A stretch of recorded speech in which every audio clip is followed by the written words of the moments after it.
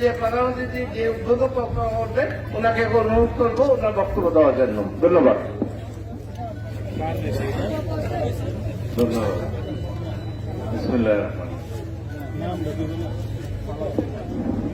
Ziaur Rahman foundation কর্তৃক আয়োজিত এই অনুষ্ঠানে উপস্থিত আছেন জিয়াউর রহমান ফাউন্ডেশনের ডোনার সহ অন্যান্য সকল নেতৃবৃন্দ, চিকিৎসক ভাই ও বোনেরা, যারা স্বাস্থ্যসেবা নিতে এসছেন, প্রিয় ভাই বোনেরা এই এলাকার এবং আমি উদ্বোধন উপলক্ষে খুবই সংক্ষিপ্ত বক্তব্য দেব, যেহেতু মুখ্য উদ্দেশ্যই হচ্ছে আমাদের জিয়াউর রহমান ফাউন্ডেশনের যাত্রায় শুরু হয়েছিল এই দেশের দরিদ্র মানুষের যারা স্বাস্থ্যসেবা থেকে অনেক দূরে থাকে, অন্যত কারণে আর্থিক তাদের স্বাস্থ্যসেবা নিশ্চিত করার জন্য আমরা অবিরাম চেষ্টা করেছি।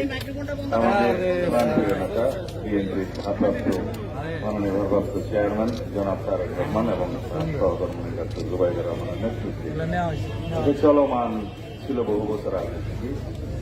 এইবার বিজয় দিবস উপলক্ষে আমরা নির্ধারিত এলাকা ঠিক করে ঘরে ঘরে দরিদ্র রোগীদের স্বাস্থ্যসেবা নিশ্চিত করার জন্য এই উদ্যোগটা সম্প্রসারিত করেছি। আমি আশা করি এখানকার এই এলাকার যারা স্বাস্থ্যসেবার বাইরে আছেন আর্থিক কারণে সবাই এই স্বাস্থ্যসেবার ভিতরে অন্তর্ভুক্ত হবে এবং স্বাস্থ্যসেবা পাবেন।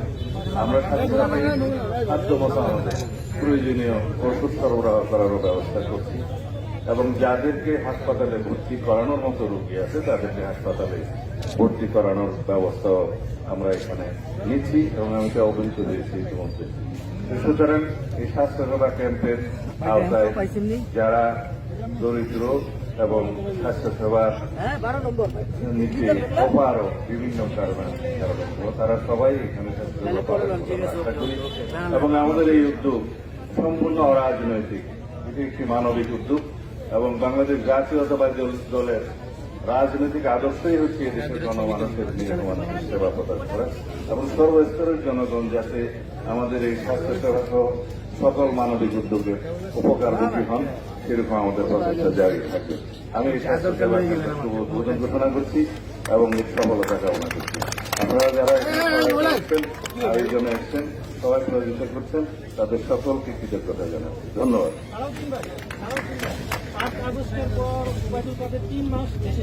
এটা নিয়ে একটু পরে কথা বলি, কারণ এখানে স্বাস্থ্যসেবার সাথে এটা যায় না।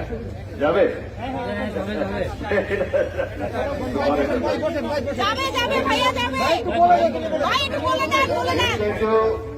জরুরি বিষয়ে কথা বলবো বাইরে সম্পৃক্ত এবং একটা মানবিক উদ্যোগ, এটা যাতে আলাদাভাবে হাইলাইট হয় সেটা অনুরোধ করছি। এবার অন্য কিছু তার বলতে হবে। পরবর্তীতে স্বরাষ্ট্র উপদেষ্টা বলছেন তারা জানতেন না যেখানে আইন শৃঙ্খলা বাহিনীর দায়িত্ব অপরাধী ওবায়দুল কাদের কি কোনো একটা ইস্যু হলো, আরো গুরুত্বপূর্ণ ইস্যু বলো, আইন শৃঙ্খলা বাহিনীর ব্যর্থতা ছিল কিনা? না, এগুলো আরো গুরুত্বপূর্ণ ইস্যু বলো। এগুলো সম্পর্কে আমার মন্তব্য করাটা হয়তো উপযুক্ত নয় বলে মনে করি আর কি। সমস্ত ব্যক্তিদের সম্পর্কে ব্যক্তিদের অনেক দোসররা দেশের বর্ডারের, আমরা বলি যে নিশ্চিদ্র বর্ডার যেহেতু আমরা এখনো বাস্তবায়ন করতে পারিনি বিভিন্ন কারণে, সেজন্য বর্ডারের বিভিন্ন ছিদ্র দিয়ে এবং ফেসিবাদের দোষরদের বিভিন্ন সহযোগিতা নিয়ে হয়তো বর্ডার ক্রস করতে পেরেছে, এটা আমাদের ধারণা এবং বিশ্বাস। এখানে অনেকেরই ব্যর্থতা আছে, সেটা নির্ধারণ করার জন্য একটা সম্ভবত আদেশ হয়েছে। দেখা যাক তাদের তদন্তে কি আসে।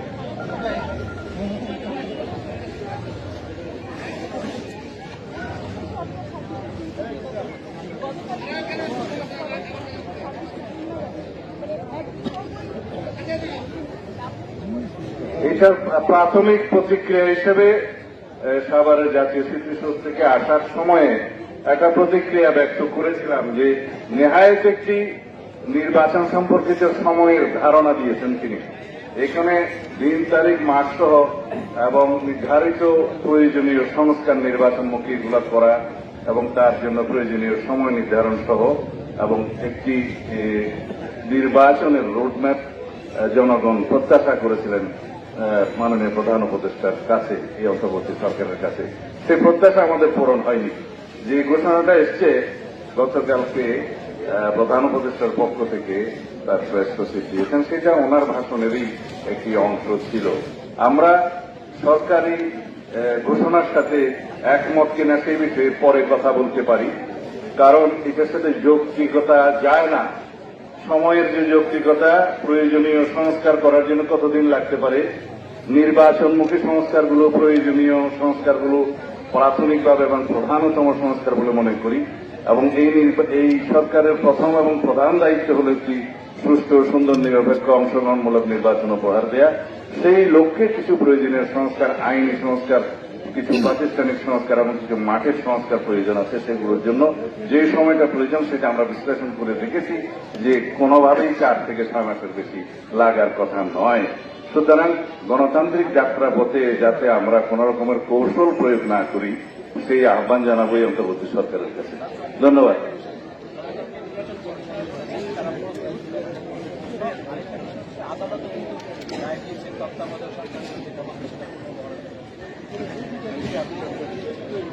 দুইটা সম্পূর্ণ আলাদা বিষয়। একটা হচ্ছে প্রথমটা, প্রধান নির্বাচন কমিশন বলেছে যে তত্ত্বাবধায়ক এই অন্তর্বর্তীকালীন সরকারের চাহিদা অনুযায়ী ওনারা নির্বাচন অনুষ্ঠানের জন্য প্রস্তুত আছেন। বাস্তবতা হচ্ছে যে প্রতি বছর জানুয়ারির 2 তারিখে অটোমেটিক ভোটার তালিকা আপডেট হয়, খসড়া প্রকাশিত হয় এবং সেই খসড়ার উপরে বিভিন্ন রকমের উজর আপত্তি শুনানির পরে মার্চের 2 তারিখের মধ্যে এটা সম্পূর্ণ হবে এবং সেটা ফাইনাল লিস্ট প্রকাশিত হবে। এটা হচ্ছে একটা প্রক্রিয়া। আর সেই প্রক্রিয়ার পরে ফাইনাল ভোটার তালিকা যদি হয়, ডিলিমিটেশন সহ অন্যান্য আইনি সংশোধনী যেগুলো আছে সেগুলো করতে সময় বেশি লাগার কথা নয়। এবং নির্বাচনের প্রস্তুতি বলতে আমরা প্রধানত এগুলোই বুঝি। এবং সেই নির্বাচনের প্রস্তুতি সম্পন্ন হতে প্রধান নির্বাচন কমিশন যেটা দিয়েছেন তাতে 3 থেকে 4 মাসের বেশি যৌক্তিক সময় লাগার কথা না। আমার মনে হয় যে আমি ওইটা পরে আর আদালতের বিষয়ে যেটা বলেছেন যে তত্ত্বাবধায়ক সরকার ব্যবস্থা ফিরে এসছে, এটা আরেকটু সময় নিতে হবে। কারণ এটা 2টা বিষয়।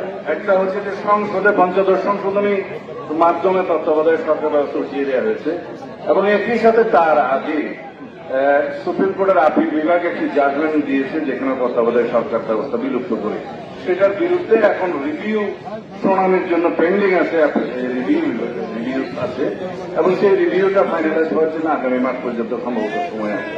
সেইটাতে যদি জনগণের পক্ষে রায় যায়, তত্ত্বাবধায়ক সরকার ব্যবস্থা যেটা বিলুপ্ত করে একটা বিতর্কিত রায় খায়রুল সাহেব দিয়েছিলেন, সেটার বিপক্ষে যদি রায় যায় তাহলে একদম পাকাপোক্তভাবে এই তত্ত্বাবধায়ক সরকার পুনর্বহাল হবে সংবিধান।